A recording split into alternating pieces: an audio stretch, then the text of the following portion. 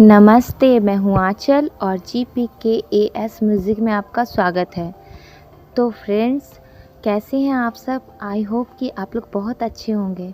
तो फ्रेंड्स, आज मैं आपको लेकर आई हूँ मालदा डिवीज़न, जो कि रेलवे का सबसे बड़ा ज़ोन है, मालदा डिवीज़न। और अभी जो आप देख रहे हैं, ये मालदा डिवीज़न के अंदर हम लोग जा रहे हैं और मैं यहाँ आई हूँ रेलवे का ई-पास बनाने के लिए, जो कि दिव्यांग लोगों के लिए बनाया जाता है। और मैं आई हूँ अपने भैया का रेलवे ई-पास बनवाने के लिए, चूँकि मैंने पहले ही यहाँ जमा कर दिया था पेपर और अभी मेरा रेलवे ई-पास बनकर रेडी हो गया है।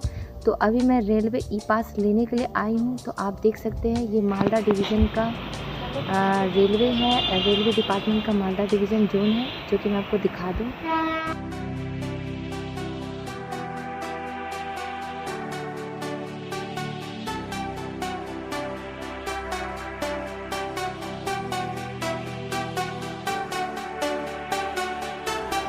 तो गाइस, इस बार मैं आई हूँ मालदा डिवीज़न भैया का पेपर लेने के लिए।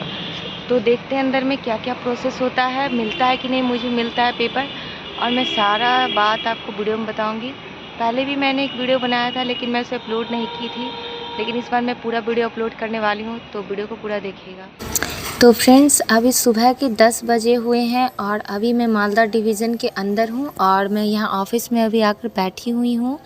और आप देख सकते हैं, ये अंदर आने का रास्ता है, जिससे मैं अभी अंदर आई हूँ और बैठी हुई हूँ। और ये जो सीढ़ी देख रहे हैं, इसी से ऊपर अभी हम लोग जाने वाले हैं, जहाँ पर मुझे अपने पेपर के बारे में पता करना है कि मेरा पास बना कि नहीं। तो फ्रेंड्स, अभी जैसे कि पता चला है कि सर आ चुके हैं, जो पेपर के बारे में मेरा बताएंगे। तो अभी मैं छत पर आ चुकी हूँ यहाँ पता करने के लिए, यहाँ ऊपर। और ये जो आप सामने देख रहे हैं ना, इसी साइड जाना है पेपर के बारे में पता करने के लिए। और मैं दूर से वीडियो शूट कर रही हूँ और आपको दिखाने का कोशिश कर रही हूँ।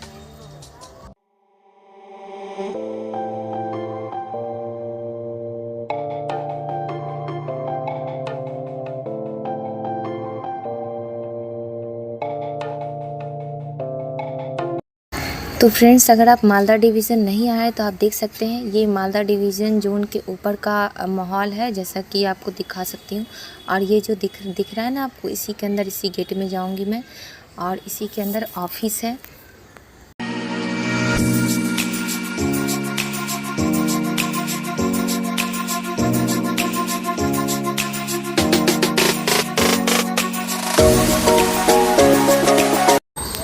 तो फ्रेंड्स, इसी ऑफिस में मैं अंदर गई थी और फिर जाने के बाद मुझे पता चला कि मेरा पास बन गया है और मुझे पास वहाँ से दे दिया गया है, रेलवे ई पास बना करके। पूरा प्रोसेस मैं आपको इस वीडियो में बताई हूँ। आप आगे वीडियो देखना कि मैंने आपको क्या क्या बताया, उसी की तरह आप चलोगे तो आपका भी बन जाएगा। अब मैं वहाँ से पास लेकर के यहाँ आई हूँ। ये जो आप देख रहे हैं ना, इसी काउंटर पर मेरा रेलवे ई पास जो मैंने बनवाया है उसको एक्टिव किया जाएगा। वहाँ से DRM ऑफिस से मुझे यहाँ भेज दिया गया है। और रिजर्वेशन वाला जो काउंटर है, काउंटर नंबर 3, यहाँ पर मेरा पास को एक्टिव किया जाएगा। उसके बाद मैं अपने घर से भी मोबाइल द्वारा रेलवे ई पास से टिकट काट सकूँगी।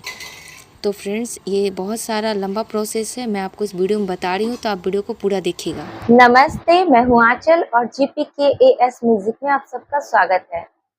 तो फ्रेंड्स, आज मैं आपके साथ जो टॉपिक पे बात करने वाली हूँ वो है रेलवे के लिए जो सुविधा दी गई है हमारे दिव्यांग जितने भी भाई बहन हैं, जो भी हैं, उन सब के लिए। तो वो रेलवे ई पास कैसे बनाया जाता है, मैं आपको इस वीडियो में यही बताने वाली हूँ। क्योंकि मैं खुद उस रेलवे ई पास को बनवाने के लिए गई थी, तो मुझे पता है वो प्रोसेस कैसे-कैसे हुआ था, किस तरह से काम किया गया था, जिससे रेलवे ई पास बनाया गया।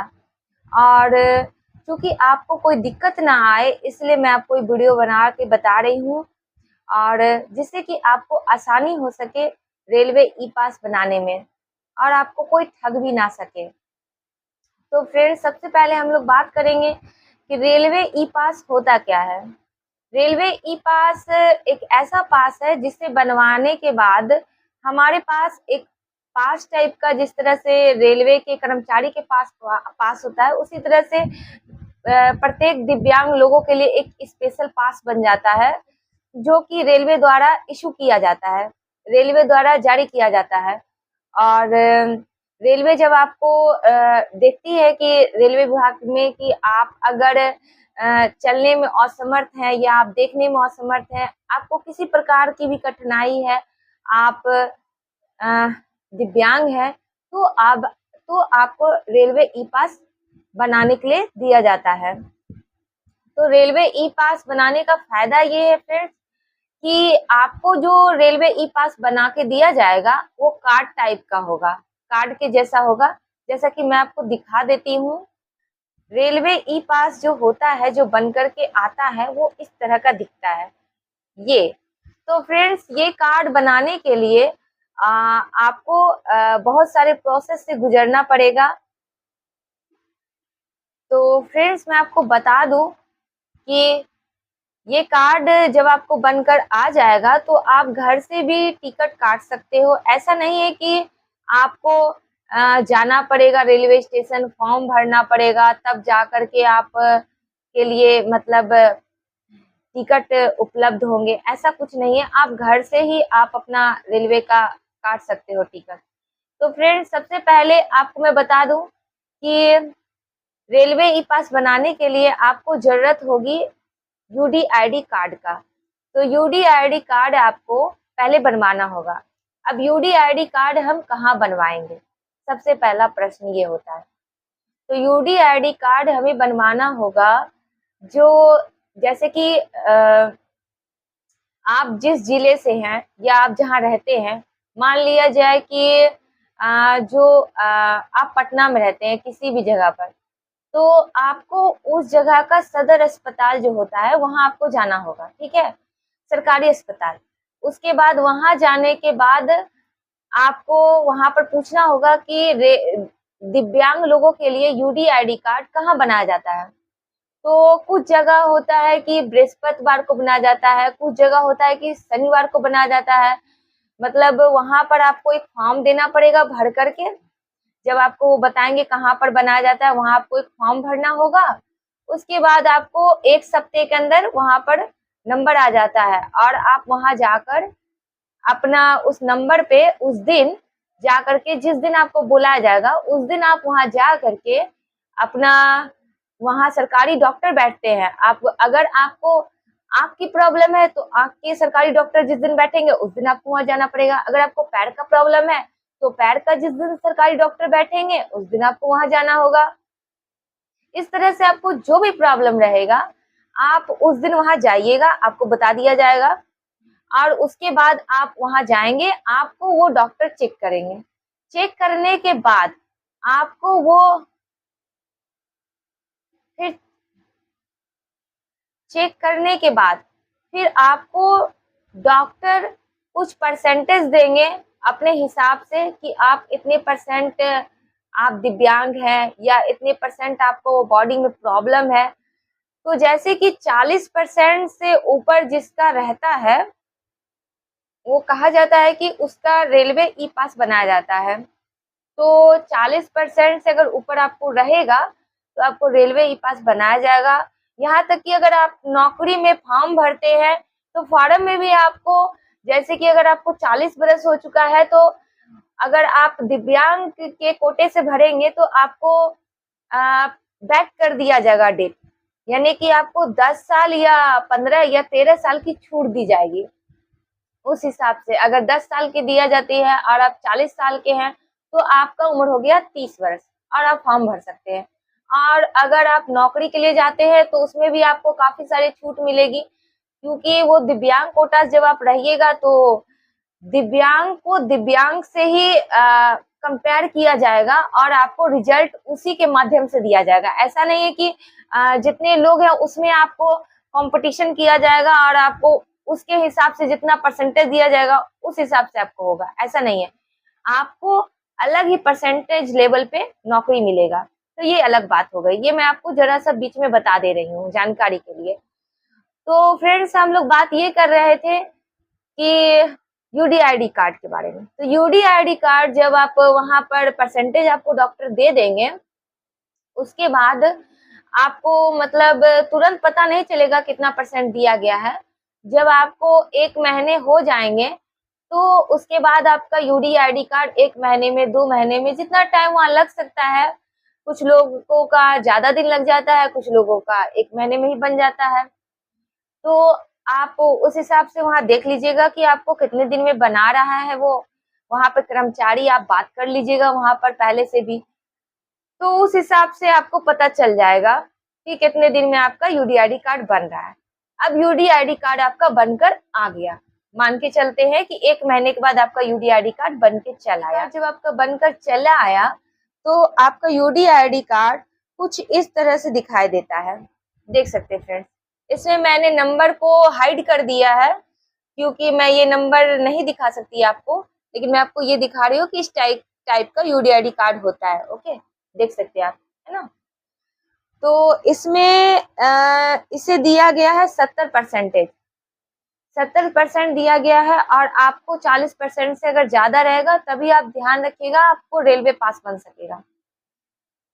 तो फ्रेंड्स अब क्या होगा कि जब आपका ये बनकर चला आएगा, तो आप जब आपका ये बनकर चला आएगा यूडीआईडी कार्ड, उसके बाद आपको दूसरे प्रोसेस में आपको जाना होगा, यानी first process complete UDID card बनने के बाद। मतलब 1 महीने 2 महीने जो लग जाते हैं उतने ज्यादा टाइम, उसके बाद आपको 1 महीने के बाद या 2 महीने के बाद आपको यूडीआईडी कार्ड मिलेगा। उसके बाद आपको प्रोसेस नंबर 2, उसके बाद आपको ये करना होगा कि आपको एक फॉर्म मिलता है जो कि आपको ऑनलाइन डाउनलोड करना होगा। ऑनलाइन आप वेबसाइट पे सर्च कीजिएगा। तो फ्रेंड्स ये है कंसेशन सर्टिफिकेट, आप इसे गूगल से डाउनलोड कर लेना और इसी फॉर्म को आपको भरना है। तो वो मैंने खुद से डाउनलोड किया था। ये जितनी भी बातें मैं आपको बता रही हूँ, सारे प्रोसेस मैं खुद की हूँ। और वो सारे प्रोसेस करने के पीछे ये रीजन था कि क्योंकि मेरे फैमिली में भी मेरे भैया जो है वो डिसेबल पर्सन है, वो मतलब दिव्यांग है, वो चल नहीं पाते हैं, उनका पैर नहीं काम करता है और बेड के पेशेंट है, वो बेड पे ही रहते हैं। तो हम लोगों को बहुत दिक्कत होती थी दूर दूर इलाज के लिए ले जाना, और रेलवे का बहुत ज़्यादा खर्चा हो जाता था जिस कारण से ले जा नहीं पाते थे और बहुत प्रॉब्लम फेस करना पड़ता था। इसलिए मैं ये सारा प्रोसेस खुद की हूँ और मैं आपको बता रही हूँ, क्योंकि आपके घर में भी हो सकता है बहुत सारी दिक्कतों का सामना तो करना ही पड़ रहा होगा, ना करना पड़े इसलिए मैं आपको बता रही हूँ। और वीडियो बनाने का यही पर्पस है मेरा कि किसी को भी किसी प्रकार का दुख ना हो और काम सही से हो जाए। तो फ्रेंड्स ये कंसेशन सर्टिफिकेट आपको ऑनलाइन डाउनलोड करना होगा। पहले मुझे भी ये समझ में नहीं आ रहा था, लेकिन फिर बाद में मैंने अपने गूगल पे सर्च कीजिएगा कि बाद वो आपको आ जाएगा।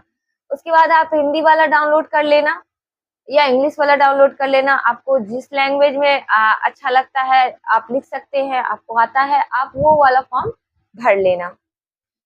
ऐसा है कि उस फॉर्म को भरने के बाद आपको अपने उसी जगह पर जाना होगा, सदर अस्पताल, जो भी आपके जगह एरिया में पड़ता है, आपको वहाँ जाना होगा। सदर अस्पताल में आपको जाने के बाद अपना यूडीआईडी कार्ड का फोटो कॉपी और कंसेशन सर्टिफिकेट भी रख लेना है। आपको अपना फोटो भी रख लेना है, क्योंकि वो आपको प्रॉब्लम ना क्रिएट करे और ज़्यादा। फोटो भी रख लीजिए और अपना एक मैट्रिक, इंटर का किसी का मार्कशीट रख लेना है पास में, ठीक है? वो जो भी आपसे माँगेंगे वो आप दे देना, क्योंकि सब जगह का सब तरह का नियम होता है। हो सकता है कुछ ज़्यादा आपसे कुछ माँग ले वो, तो वो रखना है। लेकिन कंसेशन सर्टिफिकेट आपको ऑनलाइन डाउनलोड करना होगा, ठीक है? वो भी गूगल पे सर्च करके। तो मैं आपको दिखा दूँ कि वो किस टाइप का होता है। तो जैसा कि आप देख सकते हैं कि ये इस टाइप का होता है, ठीक है? इस टाइप का। तो ये वाला होता है, तो इस टाइप का आपको डाउनलोड करना होगा और मैं अच्छा से भी लगा दूँगी अपने स्क्रीन पर कि आपको पता चल पाए कि कैसा होता है फॉर्म। तो आप ऐसा फॉर्म डाउनलोड कर लेना, उसको भर देना। उसके बाद फिर आपको अपने सदर अस्पताल ही जाना है। वहां पर जाने के बाद जिस चीज का आपका प्रॉब्लम है, जैसे आंख का प्रॉब्लम है या हाथ का प्रॉब्लम है या पैर का प्रॉब्लम है, जिसका भी प्रॉब्लम है आपका, जिस चीज का प्रॉब्लम है, आप उसी डॉक्टर से, जो कि मैंने आपको बताया है, ये जो कौन कंसेशन सर्टिफिकेट, वो सर्टिफिकेट का फॉर्म भर के उस पर एक फोटो चिपका कर अपना पूरा पता लिख करके अपने उम्र, अपना पता सब कुछ लिख कर, अपना नाम को भर कर लिख करके आपको ले जाना होगा। उसके बाद वहां पर जो डॉक्टर रहेंगे, जिस चीज का भी आपको प्रॉब्लम है, पैर का, हाथ का, आंख का, किसी चीज का भी, आपको उसी डॉक्टर से इस पर सिग्नेचर करवाना होगा, मोहर दिलवाना होगा, तभी इसका आपको मान्यता होगा, नहीं तो नहीं होगा। वो डॉक्टर इसको देखेंगे और आपसे हो सकता है कुछ क्वेश्चन पूछे, हो सकता है कि कुछ पैसे की भी डिमांड कर सकते हैं, ये भी पॉसिबल है। क्योंकि जब मैं गई थी तो चूँकि पैसे तो नहीं माँगने चाहिए ऐसे पेशेंट का, फिर भी पैसे की डिमांड उन्होंने किया कि पैसे देने पड़ेंगे सिग्नेचर करने के लिए, ऐसा भी होता है। तो ऐसे भी कुछ डॉक्टर हैं, तो आपको पैसे देने पड़ेंगे कुछ, जो भी वो आपसे माँग ले, ठीक है? तो आपको वो पैसा उसको पे करना होगा। वो इस तरह से बोलेंगे आपको कि जैसे कि उनका ये फ़ी हुआ आपको देखने का, ऐसा होता है। तो आपको पैसा देना पड़ेगा, ऐसा भी हो सकता है। तो आपको उस पेपर पे सिग्नेचर और मोहर लेना होगा, ठीक है? तो इतना प्रोसेस होने के बाद अब आपका कंसेशन सर्टिफिकेट और आपका यूडीआईडी कार्ड, ये दोनों बनकर तैयार हो गया है, ठीक है? तो अब आगे का प्रोसेस नंबर 3। प्रोसेस नंबर 3 में आपको ये करना होगा कि वो जो आपको यूडीआईडी कार्ड है, उसका फ़ोटो स्टेट, कांसलेशन किट ओरिजिनल आपको लेकर जाना होगा और कांसलेशन सर्टिफिकेट का फ़ोटो स्टेट भी आपको करा लेना है और जितने भी डॉक्यूमेंट्स मैं आपको बता रही हूँ, वो सारे डॉक्यूमेंट्स आपको ओरिजिनल रख लेना है अपने पास और कंसेशन सर्टिफिकेट है, वो आपको ओरिजिनल ही वहाँ ले लेगा। अब कहाँ ले लेगा, ये भी मैं आपको बताती हूँ। ये सारे पेपर को आपको लेकर के जाना होगा डीआरएम। डीआरएम रेलवे के सबसे बड़े ज़ोन जो होते हैं डीआरएम ऑफ़िस, वहाँ जाना होगा। और डीआरएम ऑफिस में आपको जाकर जमा करना होगा। ये सारे सर्टिफिकेट पेपर को वहाँ जमा करना होगा ऑफिस में। तो जैसे कि मैं जिस जगह से हूँ बिहार में, वहाँ का डीआरएम पड़ता है मालदा डिवीज़न। तो मालदा डिवीज़न में गई थी वहाँ पर। तो आपका जो भी डीआरएम ज़ोन पड़ता है रेलवे का, आप वहाँ जाइएगा, ज़ोन देख लीजिएगा आप कि आपका रेलवे का डीआरएम ऑफिस कहाँ पड़ता है। तो आप कहाँ से हैं आप देख लीजिएगा, उसके बाद आपको वहाँ जाना है। जाने के बाद आपको लेके क्या-क्या जाना है, अब आप ये जानिए। आपको लेकर के जाना होगा अम, रे ये जो वीडियो है काफ़ी लंबा बन रहा है, मैं जान रही हूँ कि काफ़ी ज़्यादा ये बड़ा वीडियो है, लेकिन आपके सुविधा के लिए है ये और आपके फ़ायदे के लिए ही है, तो वीडियो तो बड़ा होगा ही और अगर आपको काम करवाना है और सही जानकारी चाहिए, तो वीडियो आपको पूरा देखना होगा, तो वीडियो को पूरा देख लीजिएगा। तो अब आपको क्या-क्या लेके जाना है डीआरएम ऑफ़िस, मैं आपको वो बता देती हूँ। तो डीआरएम ऑफिस आपको लेकर के जाना होगा अ, कांसलेशन सर्टिफिकेट को लेके जाना होगा, उसके साथ आपको एक यूडीआईडी कार्ड का फ़ोटो स्टेट लगा लेना है और आपको एक मैट्रिक या इंटर जिसका भी आपको सर्टिफिकेट हो, आपको वो रख लेना है, उसका भी फ़ोटो स्टेट ओरिजिनल दोनों रख लेना है। आपको फ़ोटो रख लेना है, आपको आधार कार्ड रख लेना है और आपको एक जाति आवासीय जो भी हो वो भी रख लेना है क्योंकि वहाँ अचानक ही कुछ भी माँग देता है। लेकिन जितना चीज़ आपको बता रही हूँ उतना ही लगेगा और आपको वो 3 सेट में बनाना है, 3 सेट में। 3 या 4 सेट में आप बना लीजिएगा क्योंकि 3 सेट वहाँ ले लेता है और 1 सेट आप अपने पास रखना, इसीलिए। तो आपको तो आपको फिर वो सारे पेपर को लेके जाना है और एक आपको एप्लीकेशन लिखना होगा। रेलवे के डीआरएम ऑफिस के लिए एक आपको एप्लीकेशन लिखना होगा। जो एप्लीकेशन कुछ इस तरह से होगा, वो भी मैं आपको दिखा देती हूँ। इस तरह से आपको एप्लीकेशन लिखना होगा, जैसे कि आप देख सकते हैं स्क्रीन पे, और आपको लेकर के जाना होगा। तो फ्रेंड्स, आप ये सारा चीज़ जब लेकर जाएँगे वहाँ, और ये जो एप्लीकेशन है इसका भी आपको 3 कॉपी करवा लेना है, 4 कॉपी करा लेना है, यानी जितना सेट आप बनाइएगा, कांसोलेशन सर्टिफिकेट, यूडीआईडी कार्ड, आपका इंटर या मैट्रिक का सर्टिफिकेट, आधार कार्ड, आपका फ़ोटो और आपका जाति आवासीय और ये एप्लीकेशन, ये सारा चीज़ आपको ले करके एक सेट बनाना है, और एक सेट का फ़ोटोकॉपी करवा लीजिएगा, 3 सेट और 4 सेट हो जाएगा। एक ओरिजिनल का कांसोलेशन फॉर्म तो ओरिजिनल ले ही लेगा, इसलिए ओरिजिनल का ही आपको वो एक सेट बनेगा, और बाकी आप फ़ोटो स्टेट करवा लेना। यूडीआईडी कार्ड वगैरह आपको नहीं लेगा वहाँ पर ओरिजिनल, आपको सिर्फ़ कांसोलेशन सर्टिफिकेट वहाँ ओरिजिनल लेगा। तो आपको ये सारे चीज़ को लेके जाना है, और वहाँ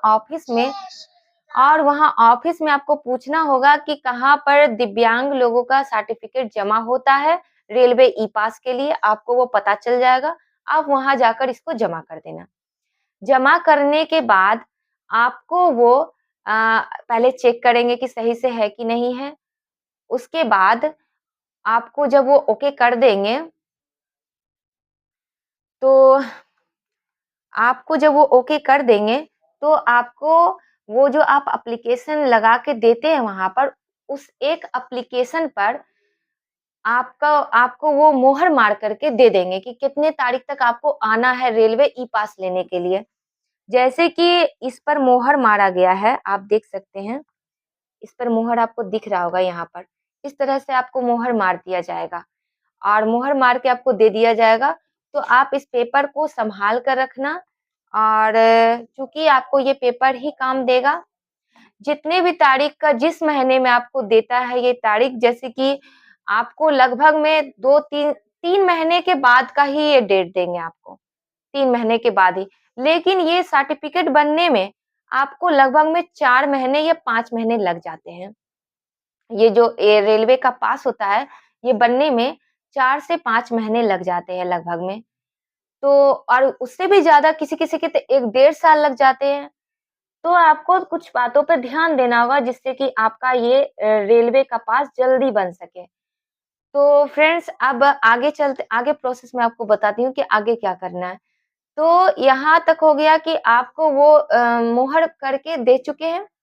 मुहर मार करके ये वाला आपको पेपर वो दे दिए हैं। ये पेपर आपको मुहर मार के वो दे चुके हैं, ठीक है? और आप इसे घर में लाकर अच्छे से रख देना। उसके बाद जब आपका 2-4 महीने नहीं, 1 महीने ही 1 महीने के अंदर ही रेलवे के पास जितने भी दिव्यांग लोग सर्टिफिकेट ये वाला फॉर्म जमा करते हैं, प्रत्येक 1 महीने में, चूँकि मैं ये सब जानकारी ली हूँ, तभी मैं आपको बता रही हूँ। मुझे बहुत मेहनत लग गया इतना जानकारी लेने में और इतना कुछ करने में, और मैं आपको एक वीडियो के माध्यम से बता रही हूँ। तो इस मैसेज को जाया ना जाए, आप इसे यूज़ करना, और आप अपना सर्टिफिकेट ले जाना और अपना भी पास रेलवे का बना लेना। मैं यही चाहती हूँ, इसलिए मैं ये वीडियो बना रही हूँ। आपको भी इतना परेशानी ना झेलना पड़े। कभी इससे पूछे, कभी उससे पूछे, कभी ये ब्लॉग देखें, कभी वो वीडियो देखे। चूँकि मैंने भी बहुत सारे वीडियो को देखा, बहुत सारे ब्लॉगर का देखा, लेकिन कुछ लोग कुछ बात बताते हैं, कुछ बात नहीं बताते हैं, जिस कारण से सही से जानकारी नहीं होने के कारण मुझे भी काफ़ी बौखना पड़ गया, और प्रॉब्लम बहुत ज़्यादा फेस करना पड़ जाता है जिस कारण से। और मैं ब्लॉगर सबसे यही कहना चाहूँगी कि अगर आप एक तो इस तरह के लोग खुद ही बहुत ज़्यादा परेशानी में पड़े हुए हैं, खुद ही बहुत दुःख झेल रहे हैं। क्योंकि अगर उस तरह से 1 दिन या 5 दिन भी हम लोग को जीने के लिए कहा जाए, तो हम लोग जी नहीं पाएँगे, और वो इतना सर्वाइव कर रहे हैं, और उनको अगर हम सही से जानकारी नहीं देते हैं, और कुछ वीडियो के व्यू के लिए वो हमारा नेक्स्ट पार्ट देखे, नेक्स्ट वीडियो देखे। ये सब दिखाने के लिए और व्यू बढ़ाने के लिए हम कुछ बातों को छुपा लेते हैं। आप छुपा लेते हैं तो ये तो बहुत गलत बात है, ऐसा ना करें, ये रिक्वेस्ट होगा मेरी तरफ से आपको। तो फ्रेंड्स मैं आपको बता दूं कि रेलवे का ये जो आपको बहुत गर्मी है। तो फ्रेंड्स मैं आपको बता दूं कि रेलवे का ये जो पास है बनने के लिए आपने वहाँ पर वो जो एप्लीकेशन था वो आपको दे चुके हैं। तो अब मैं बात कर रही थी कि 1 महीने 1 महीना जब होता है रेलवे में, जैसे कि जो भी आपका डिवीज़न है वहाँ पर जितने भी दिव्यांग लोग जाते हैं, वो सारे दिव्यांग लोगों का 1 महीने में जितना भी पेपर कलेक्ट होता है, वो सारे पेपर वहाँ से वो भेज देते हैं आपका सदर अस्पताल। यानी कि डीआरएम ऑफिस से फिर से वहीं जाएगा जहाँ से शुरुआत हुआ था सब चीज़ का। तो वहाँ जाने के बाद वहाँ पर फिर से उसी डॉक्टर के पास जाएगा, जो डॉक्टर आपको वो कांसलेशन सर्टिफिकेट पे सिग्नेचर किए थे। और फिर वो डॉक्टर आपका वो सही कर देंगे कि हाँ, मैंने ये सिग्नेचर किया था। और जो डॉक्टर आपको देखे थे, वहाँ चेक किए थे कि वाक़ई में ये व्यक्ति इस हालात में था, इसको मैंने इतना परसेंटेज दिया है। फिर से चेक होता है वो पेपर दोबारा। तो वो आपको फिर से देखेंगे और देखने के बाद वो सिग्नेचर करेंगे। उसके बाद वो वहाँ से सदर अस्पताल से फिर आपको डीआरएम ऑफिस फिर भेजेंगे। उसके बाद डीआरएम ऑफिस में फिर चेक होता है वो पेपर। उसके बाद आपका जाकर के रेलवे पास बनेगा। तो बात कुछ ऐसा है कि आपको ये ध्यान देना होगा अपने सदर अस्पताल में जाकर के कि आपका जो पेपर नंबर है, किसी तरह से आपको पता करना होगा कि आपको जो पेपर है, जो आपने मालदा डिवीज़न में, जैसे कि मेरा ज़ोन था, तो उसके लिए वो जो सर्टिफ़िकेट वहाँ से भेजते हैं सबका इकट्ठा करके, जैसे कि डिवीज़न द्वारा, रेलवे द्वारा, तो रेलवे द्वारा पहले वो रेलवे का जो पार्सल ऑफिस रहता है, वहाँ भेजते हैं। तो मैंने क्या किया था, मैं अपना बताती हूँ कि मैंने ऐसा किया था कि जैसे मेरा मालदा डिवीज़न भेज दिया गया था। तो मालदा डिवीज़न में मेरा पेपर जमा था। उसके बाद मेरे को डेट दिया गया था 1 महीने बाद का। तो 1 महीने बाद मैंने पता किया था कि 1 महीने बाद वो पेपर मेरा रेलवे का ही पार्सल ऑफिस आने वाला है। तो रेलवे के पार्सल ऑफिस में मैं 1 महीने के बाद गई। वहाँ जाने के बाद मैंने उनसे पूछा कि ये वाला पेपर ले जाकर के मैंने उनसे पूछा, ये जो मुझे वहाँ मिला था ना मालदा डिवीज़न में, ये वाला पेपर मैं वहाँ ले गई थी एप्लीकेशन का। और उनको मैंने ये दिखाया और कहा कि मेरा भाई का कांसलेशन सर्टिफिकेट मालदा डिवीज़न में जमा किया गया है और मैंने ई-पास के लिए अप्लाई किया है, तो क्या वहाँ से चेक करने के लिए सदर अस्पताल में पेपर यहाँ भेजा गया है? तो उन्होंने कहा कि नहीं। तो इसी तरह से कुछ दिन और चलता रहा, मैं पूछती रही। तो फिर उससे मेरा पता चल गया कि जैसे ही पेपर आया मुझे पता चल गया कि नहीं, रेलवे में आ गया है, मैंने पता किया तो। उसके बाद फिर वहाँ से मैं जानकारी ली कि मेरा सदर अस्पताल भेजा है कि नहीं। सदर अस्पताल फिर मैंने पता किया। सदर अस्पताल में मुझे पता चला कि मेरा पेपर चला गया है। तो फिर मैं सदर अस्पताल में जो मैं वहाँ गई, वहाँ मैंने पूछा कि मेरा जो पेपर आया है, वहाँ यहाँ पर मेरे भाई का, तो ये मैंने जमा किया था, तो यहाँ से मेरा भेजा गया कि नहीं गया? ये सारा चीज़ आपको भी जानकारी लेना होगा। तो वहाँ से उन्होंने कहा कि हाँ, भेज दिए हैं। तो कुछ दिन में उन्होंने भेज दिया था। इसीलिए वो बताए कि भेज दिए हैं और उन्होंने मुझे दिखाया भी रजिस्टर जिस पे उन्होंने लिखा था कि हाँ, भेज दिए हैं। तो ये सब आपको चेक करते रहना होगा। ऐसा नहीं है कि आप वहाँ से आया आपका रेलवे द्वारा जैसे मेरे ज़ोन से आपका पेपर आपका रेलवे में पहुँचा है, रेलवे तो भेज ही देती है सदर में तुरंत, लेकिन सदर अस्पताल से बहुत लेट से भेजा जाता है। तो आपको पता करते रहना होगा कि आपका सदर अस्पताल जो है वहाँ से आपका पेपर भेजा गया है कि नहीं। क्योंकि जितना जल्दी सदर अस्पताल से आपका डिवीज़न, जैसे कि मेरा मालदा डिवीज़न था, वहाँ भेजा गया जल्द से जल्द, उसी तरह से आपका जितना जल्द भेजा जाएगा और सही से वहाँ पर आपका पास करके भेजा गया है कि नहीं भेजा गया, ये भी जानकारी आपको लेना होगा। क्योंकि कुछ लोग ऐसे भी होते हैं जिनको जानकारी का अभाव होता है, चूँकि मैं जब मालदा डिवीज़न गई, तो कुछ लोगों को तो इसलिए सर्टिफिकेट नहीं बन पाया, रेलवे पास नहीं बन पाया, क्योंकि वो थे आँख का प्रॉब्लम उनको और वो हाथ के डॉक्टर से कंसल्टेशन फॉर्म पे सिग्नेचर करवा लिए थे। पैर का प्रॉब्लम था तो आँख के डॉक्टर से सर्टिफिकेट पे सिग्नेचर करवा लिए थे कंसल्टेशन वाला पे। तो ऐसा नहीं होता है। आपको जिस चीज़ का प्रॉब्लम है आप उसी डॉक्टर से सिग्नेचर करवा के भेजिए, क्योंकि दोबारा वापस वो प्रोसेस फिर होगा और वो गलत पकड़ा जाएगा तो यानी आप झूठे हैं और आपका वो कैंसल कर दिया जाएगा। आप तो इस तरह से करके 6 महीना वेट भी कीजिए और आपको कैंसल भी कर दिया गया, ऐसा होता है। तो आपके साथ ऐसा ना हो तो आप सदर में पता करते रहिएगा। 1 महीने का ही प्रोसेस है, जल्द से जल्द तभी आपका पेपर बन पाएगा। उसके बाद सदर से वो अस्पताल से आपका फिर से भेज दिया जाएगा डिवीज़न, जो आपका रेलवे का ज़ोन रहेगा। उसके बाद वहाँ आपका पेपर बनकर रेडी हो जाएगा। फिर वहाँ से फ़ोन करेंगे या नहीं करेंगे उससे कोई दिक्कत नहीं है। आपको अपना पेपर लेने के लिए 1 से 2 या 2 महीने में आपको खुद ही पहुँच जाना है रेलवे डिवीज़न, ठीक है? जैसे कि मुझे फ़ोन नहीं किया गया था, मैं खुद ही चली गई थी। जब मैं जान गई कि यहाँ से मेरा पेपर भेज दिया गया है सही से और मेरा सारा प्रोसेस सही से हो चुका है, तो मैं किस चीज़ का वेट करूँगी? मालदा डिवीज़न चली गई। 1 महीने के अंदर मैं मालदा डिवीज़न फिर चली गई। क्योंकि ज़्यादा से ज़्यादा अगर वहाँ पेपर का वेरिफ़िकेशन होगा, तो 1 महीने का होगा, उससे ज़्यादा तो नहीं होगा। तो 1 महीने के बाद जब सदर अस्पताल से मेरा भेज दिया गया पेपर, तो फिर मैं मालदा डिवीज़न फिर चली गई। तो आप भी उसी तरह से अपना जो रेलवे का ज़ोन आपका डिवीज़न रहेगा, वहाँ आप चले जाइएगा। उसके बाद वहाँ जाने के बाद जब मैं वहाँ गई, तो मुझे पता नहीं था कि वहाँ पर और भी पेपर्स वगैरह माँगेंगे। तो ऐसा होता है फ्रेंड्स कि वहाँ पर जब आप जाइएगा, तो आप अपने पास वो जो सेट जमा किए थे, वो जो आप रखे थे, वो सेट आप रख लीजिएगा। उसके अलावा सर्टिफ़िकेट अपना जो मैट्रिक का है, इंटर का है, जितना भी है, वो जितना भी नहीं, ज जो आपका र मैट्रिक का या इंटर का सर्टिफ़िकेट रहेगा, जो आईडी प्रूफ रहता है, वो आप रख लेना ओरिजिनल, अपना यूडीआईडी कार्ड ओरिजिनल रख लेना, अपना आवासीय ओरिजिनल रख लेना और जो भी डॉक्यूमेंट्स है अपना ओरिजिनल रख लेना और फ़ोटो भी रख लेना, क्योंकि वहाँ पर दोबारा वो सारा चीज़ खोजते हैं और जो भी व्यक्ति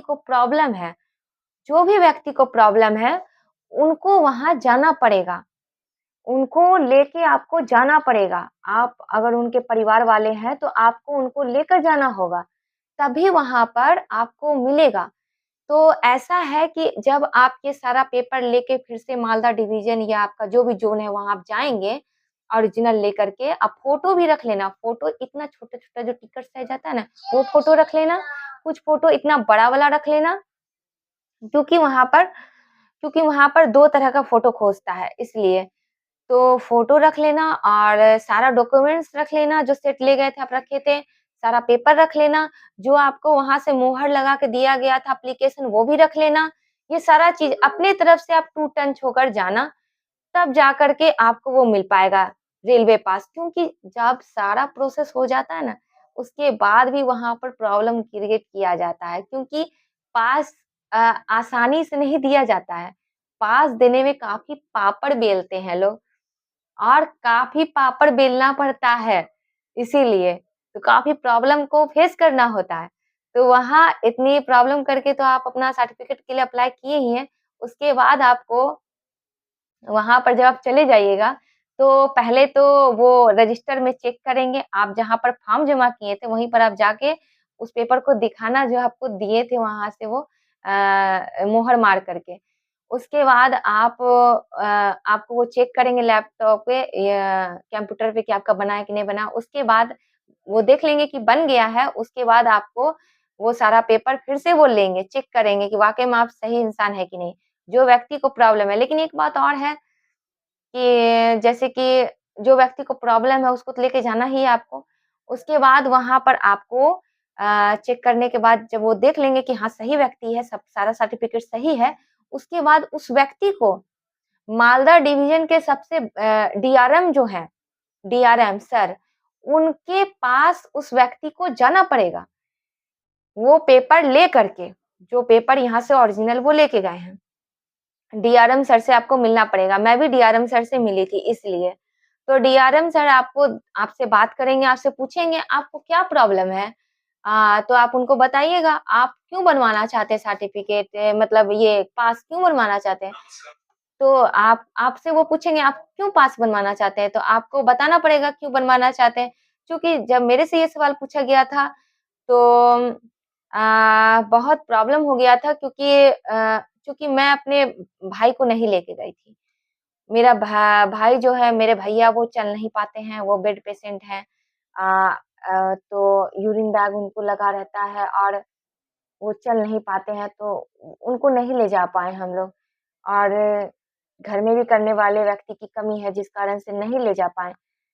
तो जब डीआरएम सर से मिलने का बात हुआ, वहाँ पेशेंट खोजने लगा तो मैंने कहा कि मैंने पेशेंट को नहीं लेकर आया अपने भैया को। आप बोलेंगे तो हम वीडियो कॉलिंग में आपको बात करा देंगे।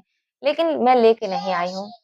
लेकिन मैं लेके नहीं आई हूँ। डीआरएम सर ने देखा मेरे से पूछा कि आप क्यों बनवाना चाहते हैं? मैंने उन्हें कह दिया कि अ, हम उनका इलाज कराना चाहते हैं और हम सबको परेशानी होता है, बहुत ज़्यादा परेशानी झेलना पड़ता है। इतना एक तो इलाज का पैसा इतना लगता है, ऊपर से रेलवे का पैसा इतना एसी में उनको ले जाते हैं, तो बहुत टिकट का भाड़ा लग जाता है। तो इसीलिए पास बनवाना चाहते हैं, चूँकि उनको लाने ले जाने में दिक्कत ना हो पाए, इतना पैसा तो ऑलरेडी खर्च हो ही रहा है। उसी तरह से आपको जो वो सवाल पूछेंगे उसी तरह से आपको डीआरएम सर जो सवाल पूछेंगे, वो आप जवाब दे देना अपने हिसाब से। उसके बाद डीआरएम सर उसपे सिग्नेचर कर देंगे, जो आपका रेलवे पास बनने वाला है, वो कार्ड उनके पास रहेगा। वो सिग्नेचर करेंगे, मुहर करेंगे, थोड़ा देर आपको रुकना पड़ेगा वहाँ पर। उसके बाद वो पास जो मैंने आपको फर्स्ट टाइम में ही दिखा दिया था, ये वाला,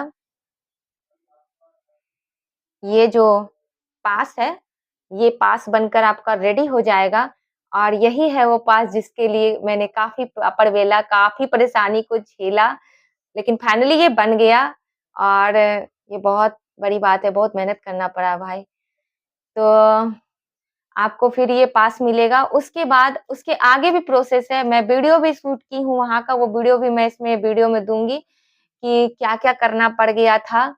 तो ऐसा है कि वो पास जब बन जाएगा तो आपको उस पास को दिया जाएगा ऑफ़िस से, उसके बाद आपको लेकर जाना होगा डीआरएम के बगल में एक और ऑफ़िस रहता है, वहीं पर आपको बता देंगे वो सब।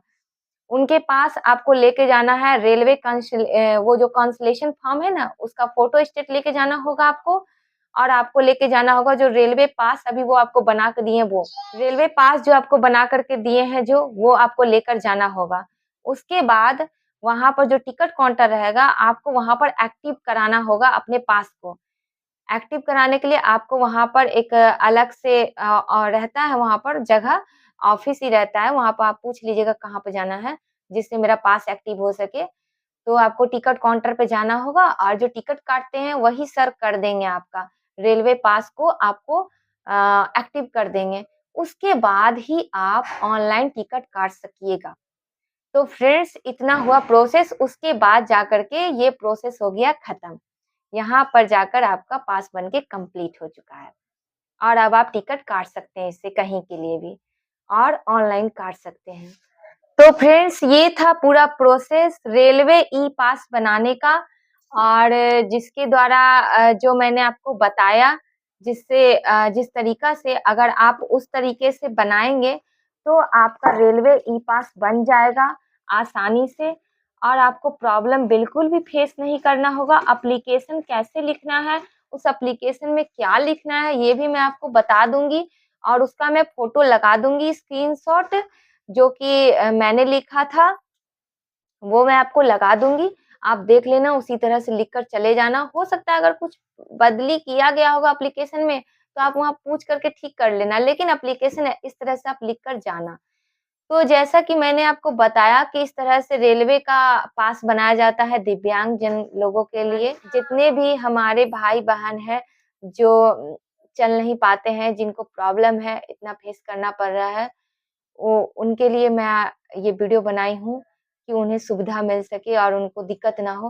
तो आप इस वीडियो का ज़रूर फ़ायदा उठाना और आप ज़रूर अपना पास बनवा लेना क्योंकि ये आपके लिए ही रेलवे द्वारा सुविधा दी गई है। और अगर आप इस सुविधा से वंचित हैं, जानकारी के अभाव से, तो ये बहुत दुःख की बात है, ऐसा नहीं होना चाहिए। कोई बताते भी नहीं है सही से और तो आपको ये ज़रूर पास लेना चाहिए, जिससे कि आपको दिक्कत ना हो भविष्य में कहीं भी। और मैं आपको ये भी बता देती हूँ फ्रेंड्स कि इस पास को लेने के बाद ऐसा है कि टिकट जैसे कि आप ऑनलाइन काटते हैं, तो जैसे कि आप स्लीपर में काटते हैं या अम, थर्ड एसी में काटते हैं तो 75% आपको ऑफ मिलता है, 75 में परसेंट आपको कम कर दिया जाएगा टिकट में और अगर आप सेकंड एसी में टिकट काटते हैं तो आपको 50% कम कर दिया जाएगा टिकट भाड़ा में।